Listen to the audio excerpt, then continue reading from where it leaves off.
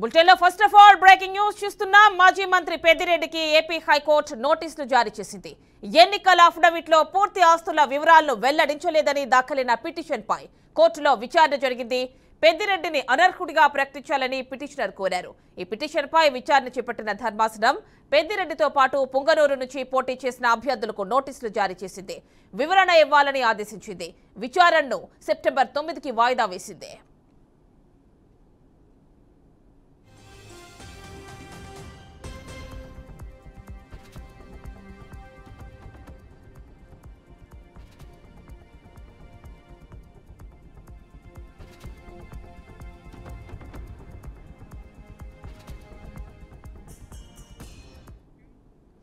మాజీ మంత్రి పెద్దిరెడ్డికి AP high court నోటీసులు జారీ చేసింది.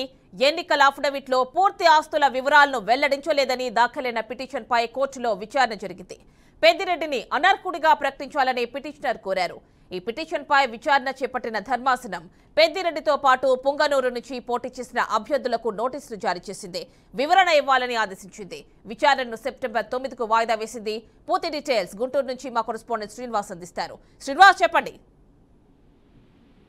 ఆంధ్రప్రదేశ్ హైకోర్టులో ఈరోజు మాజీ మంత్రి పెద్దిరెడ్డిపై ఎన్నికల సమయంలో తప్పుడు అఫిడవిట్ సమర్పించారంటూ కూడా పిటిషన్ నమోదు కావడం జరిగింది. దాన్ని విచారించిన హైకోర్టు పెద్దిరెడ్డితో సహా మిగిలిన వారికి కూడా ఎన్నికల్లో పోటీ చేస్తున్న వారికి నోటీసులు జారీ చేయడం జరిగింది. ముఖ్యంగా చూస్తే పొంగునూరు నుంచి ప్రాతినిధ్యం వహిస్తున్నటువంటి మాజీ మంత్రి పెద్దిరెడ్డి రామచంద్రారెడ్డి విజయం సాధించడం జరిగింది.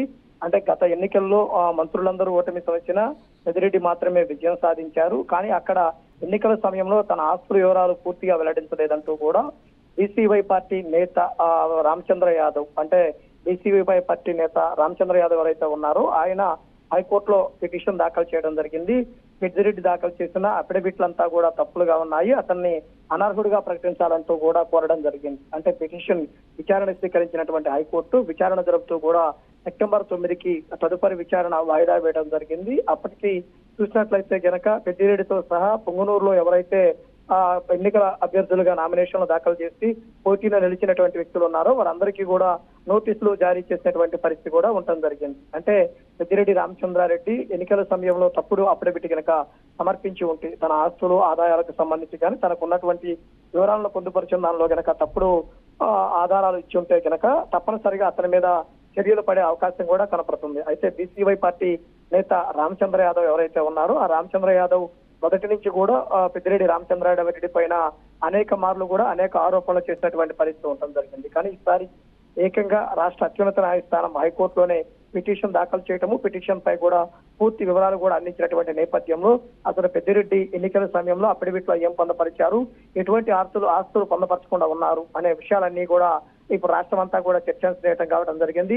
సెప్టెంబర్ 9 హైకోర్టులో ఎటువంటి విచారణ జరగనుంది, పెద్దిరెడ్డికి సంబంధించి ప్రతికూల వ్యతిరేకత ఇలా తీర్పులు ఏ విధంగా వస్తాయి ఒక్కరు చర్చించుకున్న పరిస్థితి అయితే కనుక ఉంది. ముఖ్యంగా చూసినట్లయితే కనుక పెద్దిరెడ్డి రామచంద్రారెడ్డికి సంబంధించి బీసీవై పార్టీ నేత వేసినటువంటి రామచంద్ర యాదవ్ వేసినటువంటి పిటిషన్ ఇప్పుడు ఆంధ్రప్రదేశ్ లో హాట్ టాపిక్ కావడం జరిగింది. తదుపరి విచారణ సెప్టెంబర్ 9కి వాయిదా వేసిన నేపథ్యంలో ఆలోగా ఆ అఫిడవిట్ కి సంబంధించినటువంటి పూర్తి క్లారిటీ కూడా రావాల్సి ఉంది. Right Srinivas, thank you.